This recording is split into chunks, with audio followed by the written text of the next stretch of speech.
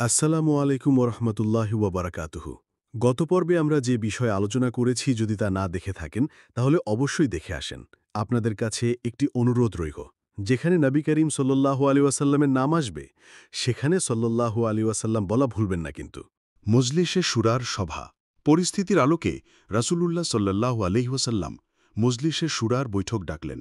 বৈঠকে সর্বশেষ রাজনৈতিক পরিস্থিতি নিয়ে আলোচনা করা হয়। সেনাধ্যক্ষ এবং সাধারণ সৈন্যদের মতামত গ্রহণ করা হয়। কিছু সংখ্যক মুসলমানের রক্তাক্ত সংঘর্ষের কথা শুনে কম্পন শুরু হয়। এদের সম্পর্কেই আল্লাহ তাআলা পবিত্র কুরআনে বলেছেন, এটি এরূপ যেমন তোমার রব তোমাকে ন্যায়ভাবে তোমার গৃহ থেকে বের করেছিল, অথচ মুমিনদের একদল তা পছন্দ করেনি। সত্য স্পষ্টভাবে প্রকাশিত হবার পরও তারা তোমার সঙ্গে বিতর্কে লিপ্ত হয়। মনে হচ্ছিল তারা যেন মৃত্যুর দিকে ধাবিত হচ্ছে, আর তারা যেন তা চাক্ষুষ প্রত্যক্ষ করছে। সূরা আনফাল 5-6। নেতাদের মতামত চাওয়া হল। হজরত আবু বকর রাদিয়াল্লাহু আনহু এবং হজরত ওমর রাদিয়াল্লাহু আনহু চমৎকার মনোভাব প্রকাশ করলেন। প্রিয় নবীর সাল্লাল্লাহু আলাইহি ওয়াসাল্লামের প্রতি নিবেদিত চিত্ততার পরিচয় তাদের কথার মাধ্যমে ফুটে উঠল। এরপর উঠে দাঁড়ালেন হজরত মেকদাদ ইবনে আমর রাদিয়াল্লাহু আনহু। তিনি বললেন, হে আল্লাহর রাসূল, আল্লাহ তাআলা আপনাকে যে পথ দেখিয়েছেন তার ওপর আপনি অবিচল থাকুন। আমরা আপনার সঙ্গে রয়েছি। আল্লাহর কসম, বনি ইসরায়েল হজরত মূসা আলাইহিস সালামকে যে ধরনের কথা বলেছিল, আমরা আপনাকে ওরকম কথা বলবো না। উল্লেখ্য, বনি ইসরায়েল হজরত মূসা আলাইহিস সালামকে বলেছিল, হে মূসা, তারা যতদিন সেখানে থাকবে ততদিন আমরা সেখানে প্রবেশই করব না। সুতরাং তুমি আর তোমার রব যাও এবং যুদ্ধ করো, আমরা এখানে বসে থাকব। সূরা মায়দা 24।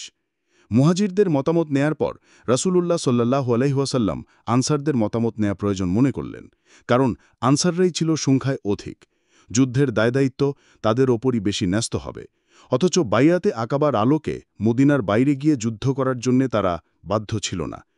হজরত আবু বকর, হজরত ওমর এবং হজরত মেকদাদ রাদিয়াল্লাহু আনহুমের মতামত শোনার পর প্রিয় নবী সাল্লাল্লাহু আলাইহি ওয়াসাল্লাম আনসারদের প্রতি লক্ষ্য করে বললেন, তোমরা আমাকে পরামর্শ দাও।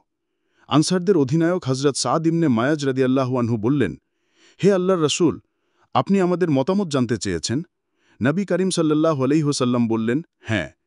হজরত সাদ ইবনে মায়াজ রাদিয়াল্লাহু আনহু বললেন, আমরা আপনার উপর বিশ্বাস স্থাপন করেছি, আপনাকে সত্য বলে বিশ্বাস করেছি।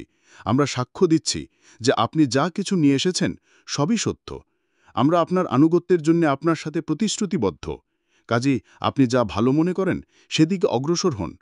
সেই আল্লাহর কসম, যিনি আপনাকে সত্য সহ পাঠিয়েছেন, আপনি আমাদের সঙ্গে নিয়ে সমুদ্রে ঝাঁপিয়ে পড়তে চাইলে আমরাও ঝাঁপিয়ে পড়ব। আমাদের একজন লোকও পেছনে পড়ে থাকবে না। আগামীকাল আপনি আমাদের সাথে নিয়ে মোকাবেলা করলেও আমাদের কোনো আপত্তি নেই। আমাদের মনে কোনো প্রকার দ্বিধাদ্বন্দ্ব নেই। আমরা রণনিপুণ। এমনও হতে পারে যে আল্লাহ তাআলা আমাদের মাধ্যমে এমন বীরত্বের প্রকাশ ঘটাবেন যা দেখে আপনার চক্ষু শীতল হয়ে যাবে। আপনি আমাদের সাথে নিয়ে চলুন। আল্লাহ তাআলা আমাদের যাত্রাপথে বরকত দিন। এক বর্ণনায় এরূপ উল্লেখ রয়েছে যে হযরত সাদ ইবনে মাজ রাদিয়াল্লাহু তাআলা আনহু রাসূলুল্লাহ সাল্লাল্লাহু আলাইহি ওয়াসাল্লামকে বললেন, আপনি সম্ভবত মনে করছেন যে আনসাররা নিজেদের এলাকায় আপনাকে সাহায্য করবে এবং এটাকেই দায়িত্ব ও কর্তব্য বলে মনে করে।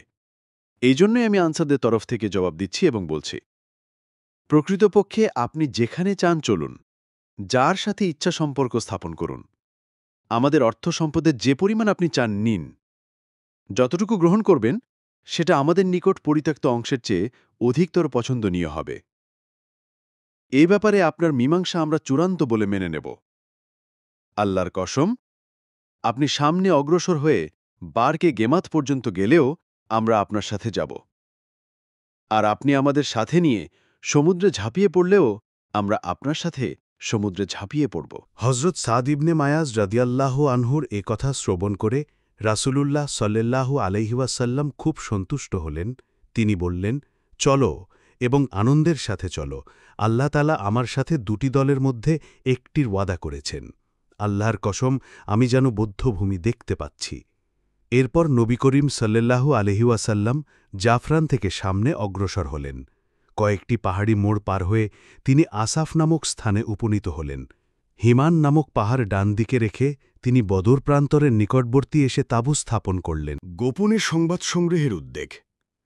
এখানে উপনীত হওয়ার পর রাসূলুল্লাহ সাল্লাল্লাহু আলাইহি ওয়াসাল্লাম তার গাড়ে সুরের সাথী হজরত আবু বকর রাদিয়াল্লাহু আনহুর সাথে নিয়ে সংবাদ সংগ্রহ করতে বের হলেন। দূর থেকে মক্কার সৈন্যদের তাঁবু পর্যবেক্ষণ করছিলেন। এমন সময় আরবের একজন বৃদ্ধের দেখা পেলেন। নবী করিম সাল্লাল্লাহু আলাইহি ওয়াসাল্লাম তাকে কুরাইশ এবং মুহাম্মদের সাহাবীদের সম্পর্কে জিজ্ঞেস করলেন। উভয় বাহিনীর সম্পর্কে জিজ্ঞাসার কারণ হল নবী করিম সাল্লাল্লাহু আলাইহি ওয়াসাল্লাম নিজের পরিচয় প্রকাশ করতে চাচ্ছিলেন না। কিন্তু বুড়ো বেঁকে বসলেন। তিনি বললেন, আপনারা আপনাদের পরিচয় দিন, আপনারা কোন দলের অন্তর্ভুক্ত সে কথা বলুন, নতুবা আমি কিছু বলবো না।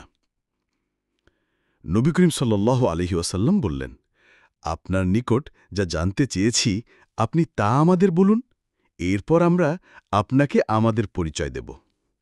বৃদ্ধ বললেন, মুহাম্মদ এবং তার সাথীরা আমাকে সত্য কথা জানিয়ে থাকলে আজ তাদের অমুক স্থানে থাকার কথা। কথা বলে বৃদ্ধ ঠিক সেই স্থানের কথাই উল্লেখ করল যে স্থানে তখন সাহাবারা অবস্থান করছিল। বৃদ্ধ আরও বললেন, কুরাইশ অমুক দিন বেরিয়েছে। সংবাদবাহক আমাকে সত্য কথা জানিয়ে থাকলে কুরাইশদের আজ অমুক স্থানে অবস্থানের কথা। কথা বলে বৃদ্ধ ঠিক সেই স্থানেরই উল্লেখ করল যে স্থানে আবু জেহেল এবং তার সাথীরা অবস্থান করছিল। বৃদ্ধ কথা শেষ করে রাসূলুল্লাহ এবং তার সঙ্গীর পরিচয় জানতে চাইলেন। নবী করিম সাল্লাল্লাহু আলাইহি ওয়াসাল্লাম বললেন, আমরা একই পানি থেকে উদ্ভূত। কথা বলেই চলে এলেন। বৃদ্ধ বিড়বিড় করতে লাগলেন, কোন পানি থেকে? ইরাকের পানি থেকে? শত্রু বাহিনীর সম্পর্কে গুরুত্বপূর্ণ তথ্য। সেদিন শেষ বিকেলে শত্রুদের অবস্থান ও অন্যান্য সংবাদ সংগ্রহের জন্য নবী করিম সাল্লাল্লাহু আলাইহি ওয়াসাল্লাম একদল গুপ্তচর পাঠালেন। এ দলে ছিলেন মুহাজিরদের ৩ জন নেতা। এরা হলেন হযরত আলী রাদিয়াল্লাহু, হযরত জুবাইর ইবনে আওয়াম রাদিয়াল্লাহু এবং হযরত সাদ ইবনে আবি ওয়াক্কাস রাদিয়াল্লাহু। এ ৩ জন বিশিষ্ট সাহাবী অন্য কয়েকজন সাহাবীকে সাথে করে কুরাইশ বাহিনীর খবর সংগ্রহে বের হলেন। প্রথমে তারা বদরের জলাশয়ের নিকটে গেলেন। সেখানে ২ জন কৃতদাস কুরাইশ বাহিনীর জন্য পানি তুলছিল। সাহাবীরা তাদেরকে পাকড়াও করে রাসূলুল্লাহ সাল্লাল্লাহু আলাইহি ওয়াসাল্লামের নিকটে নিয়ে এলেন। নবী করিম সাল্লাল্লাহু আলাইহি ওয়াসাল্লাম তখন নামাজ আদায় করছিলেন। সাহাবারা গ্রেফতারকৃত কৃতদাসদের নিকট কুরাইশদের সম্পর্কে জানতে চাইলেন। তারা বলল, আমরা কুরাইশদের লোক। তারা আমাদের পানি তুলে নেয়ার জন্য প্রেরণ করেছে। হবে, কেননা তাদের মনে এখনও একটা ক্ষীণ আশা ছিল যে বাণিজ্য কাফেলা সম্ভবত অধিকার করা যাবে। সাহাবারা উভয় কৃতদাসকে মারাত্মকভাবে প্রহার করলেন। প্রহারের কারণে ওরা বাধ্য হয়ে বলল, হ্যাঁ, আমরা আবু সুফিয়ানের লোক। কথা শোনার পর প্রহারকারীরা প্রহার বন্ধ করল। রাসূলুল্লাহ সাল্লাল্লাহু আলাইহি ওয়াসাল্লাম নামাজ শেষে সাহাবাদের রুক্ষভাবে বললেন, ওরা যখন সত্য কথা বলছিল তখন তোমরা তাদের প্রহার করেছ, আর যখন মিথ্যা কথা বলছে তখন ছেড়ে দিয়েছ। আল্লাহর কসম, ওরা উভয়ই সত্য কথা বলেছে। ওরা কুরাইশদেরই লোক। নবী করিম সাল্লাল্লাহু আলাইহি সাল্লাম এরপর কৃতদাসদের বললেন, আচ্ছা, তোমরা এবার আমাকে কুরাইশদের সম্পর্কে কিছু বলো। তারা বলল, প্রান্তরের শেষ সীমায় যে টিলা দেখা যাচ্ছে, কুরাইশরা তার পেছনে রয়েছে। নবী করিম সাল্লাল্লাহু আলাইহি সাল্লাম জানতে চাইলেন, তাদের লোকসংখ্যা কত? ওরা বলল, আমরা জানি না। নবী করিম সাল্লাল্লাহু আলাইহি সাল্লাম জিজ্ঞেস করলেন, দৈনিক ওরা কয়টি উট জবাই করে? ওরা বলল, একদিন ৯টি এবং একদিন ১০টি। কথা শুনে তিনি বললেন, লোকসংখ্যা ৯০০ থেকে ১,০০০-এর মধ্যে হবে। নবী করিম সাল্লাল্লাহু আলাইহি সাল্লাম এরপর জিজ্ঞেস করলেন, ওদের মধ্যে কুরাইশদের বিশিষ্ট ব্যক্তিদের মধ্যে কারা রয়েছে? তারা বলল, রবিয়ার উভয় ছেলে ওতবা এবং সায়বা, আবুল বাখতারি ইবনে হিশাম, হাকিম ইবনে হাজাম, নৌফেল ইবনে খুয়াইলা, আবু জেহেল ইবনে হিশাম, উমাইয়া ইবনে খালফ। এরা ছাড়াও উভয় কৃতদাস আরও কয়েকজনের নাম বলল। রাসূলুল্লাহ সাল্লাল্লাহু আলাইহি সাল্লাম সাহাবাদের প্রতি লক্ষ্য করে বললেন, মক্কা তার বড় বড় টুকরাগুলোকে তোমাদের নিকট পেশ করেছে। রহমতের বৃষ্টিপাত ও মুসলমানদের অগ্রাভিযান।